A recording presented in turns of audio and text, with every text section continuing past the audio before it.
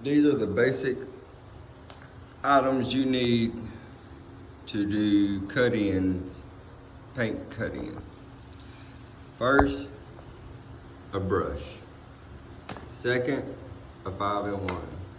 Third, paint, a paint bucket, something to mix your paint with. If it's this or if it's that, it don't really matter. You just need something to mix your paint with.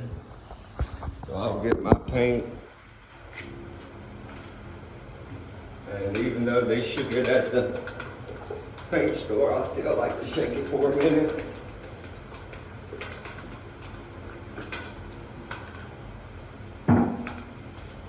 This right here is called Repost Gray. This is Promar 200. Low sheen is the sheen. It's in between eggshell and flat.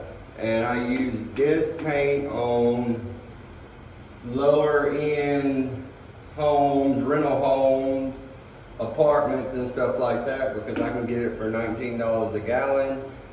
And you know, I can get 5 gallons for $100.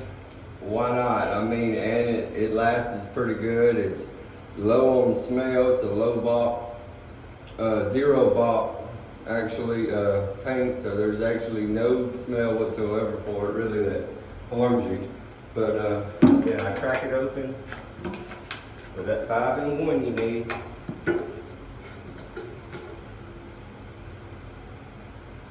Repost Gray, that's the color.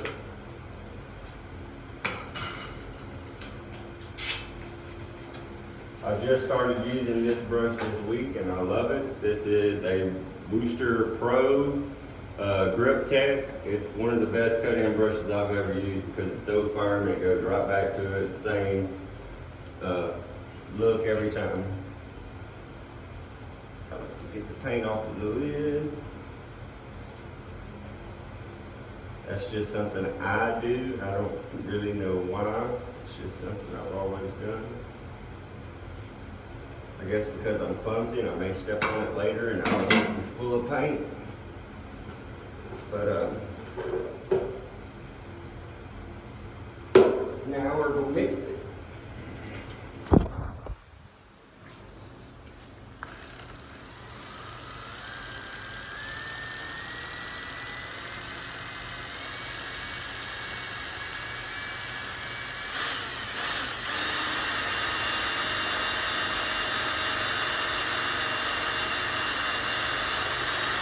Get all the paint off of the bottom.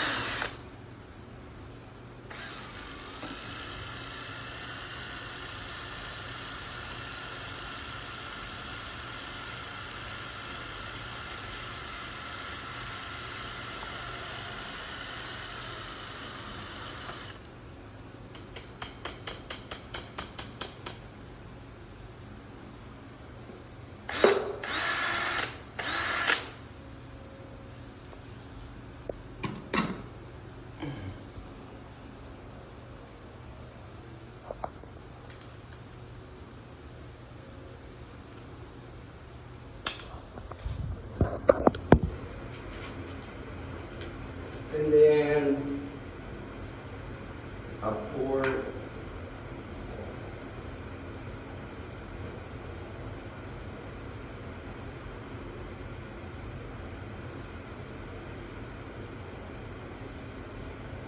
get my paint off of the can.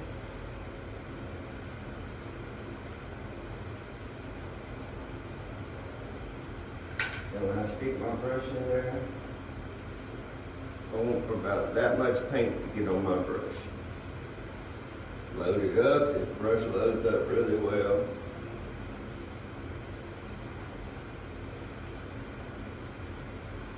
I like this Purdy bucket right here is because a mini roller will fit in it, and it actually has a grid for your mini roller, so you can have a mini roller and brush set up all in one.